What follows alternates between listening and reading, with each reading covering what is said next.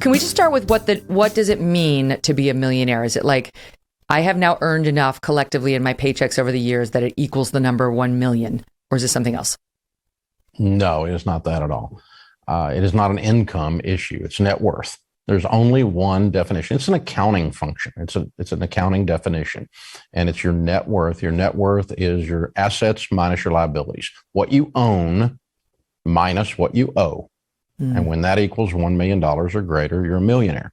It's not a moral construct about whether the rich are evil. It's not a statement that $1 million is enough. It's not a statement that $1 million is too much. It's just a statement that the number in the corner of the balance sheet, assets minus liabilities, what you own minus what you owe equals $1 million. And very few millionaires ever made $1 million. Almost none of them. Oh, in other words, they got it by investing. Yeah, I mean, the 1/3 of the millionaires that we studied never had a household income greater than $100,000. Wow. 1/3 of them. And so 67%, most of them fall in the $100,000 to $300,000 range. And so now, obviously, someone that makes $1 million, they're much more rare if you make $1 million a year. But, you're not a millionaire based on your income. You're not a billionaire based on your income. It is a statement of net worth. It's a factual thing. It's not really up for argument. Now, you can argue about what it means and you can argue about how you get there, but that is what a millionaire is. You know what? Can we take a call now? Because Maggie in Pennsylvania has an interesting thought related to you, Dave. Hi, Maggie. What's on your mind? Oh, hey, I love listening to Dave Ramsey, and I agree with him completely. I'm a Trump supporter. We don't sit around and that news is kind of subsidiary. We're worker bees, and I work really hard. I'm a real estate agent, and about 5 years ago, I had $200,000 in the bank, and I had credit cards. I got rid of my credit cards, like Dave said to do. And then I did inherit $200,000 when my mom passed away at 98. But I am just shy of a millionaire. And my biggest coach is my son, Andrew, who's in wealth management. And Dave, you'll appreciate this. He calls, my son will say, keep socking it, Mom, keep socking it. So every month I put something away, and I know a lot of real estate agents, they've worked 20, 40 years, they have nothing. They spend every dime, they drive a fancy Mercedes. I drive a Subaru Outback. I just sold my other one for like 100,000 miles. I mean, it's how you live, and it's how, and a lot of it is, it's guided by faith as well. How old are you? I'm old. I'm 72. Dave, you're 72. How much do you weigh, Maggie? No, I'm serious. But you became a millionaire how many years ago? Just this year. Okay. Way to go. I'm so proud of you. Awesome. My mom was 98, and she had $1 million in the bank, and she lived on her investments. She had a motorhome. She wanted to give us all something, and she did pass away at 98.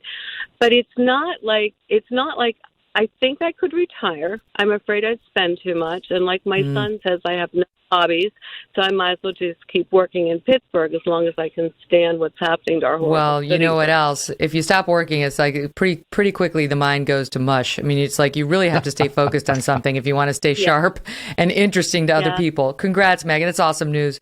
So, I mean, that's the thing, Dave, is like you've done this for a lot of people. You've helped a lot of people do this. First, get out of debt and get a bell rung. And second, actually hit the $1 million mark. So what's the first, people who right now are saddled in the red, which is most Americans, feeling like that's never going to happen to me. I'm not going to get an inheritance. I'm never going to be able to get out of this mountain of red facing me, especially after the Christmas season. The very first thing they need to do, let's say, if not tomorrow, then January 1. Well, I mean, you need to get a written game plan and say, okay, what creates wealth? All of the data that we have indicates that your most powerful wealth building tool is your income. And when you give your income away to someone else, to Sally Mae, to MasterCard, to General Motors, in the form of payments, you don't have your income anymore. And in other words, you're spending everything you make on debt payments. And so it's why Dave Ramsey became famous for getting people out of debt. I didn't start out to just get people out of debt. I wanted them to get out of debt so that they had their income. And with that income, without it all going to some stupid company out there, you've got the money to be generous. You've got the money to invest. And that creates the millionaire. So what we found is that the typical millionaire that we studied ended up with about $1.5 million net worth, and about 500,000 of that was their paid off home. They had zero debt of any kind, and about $1 million of it was in their 401k and their Roth IRAs.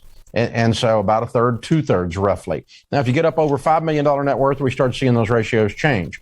But the first 1 to 5 million, it pretty well laid out about that way. It was simply get your house paid off and fill up your 401k. And over a period of 10 to 15 years, you're going to have a net worth of $1 million. So don't get discouraged if you don't have your debt paid off in 6 months. It's going to take a while. But the point is to just chip away. But at the same time, tighten your belt around the house. Yeah, and it's a temporary thing. It's live like no one else so that later you can live and give like no one else. I'm not asking people to live in a cave, collect lint, and never come out for 30 years. But I am saying, hey, for 2 years, let's turn up the heat here. Let's get rid of the debt. If you didn't have any payments, what would it be like? Wow. That'd be, the numbers change in typical person's budget dramatically, and so like one guy I was looking at the other day, he goes, I got $1,200 in payments. If I just got rid of those, that $1,200 would afford me a great life and enough money to invest and become rich. Don't you find that we only fool ourselves into believing we need the accumulation of these material things? And it's like, if life ever gives you a reality check and bounces you back a little financially or what have you, it's a gift because you quickly realize, I don't need any of that nonsense. I'm actually perfectly happy living at a lower standard of, quote, living than I had before. Well, I mean, our caller there, she's driving a Subaru instead of a Mercedes, and she's perfectly happy. And it's almost a badge of honor for her.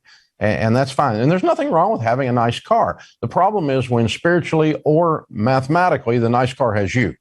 And so you're right. I think the most powerful financial principle that can lead someone to wealth is contentment. This idea that I'm okay.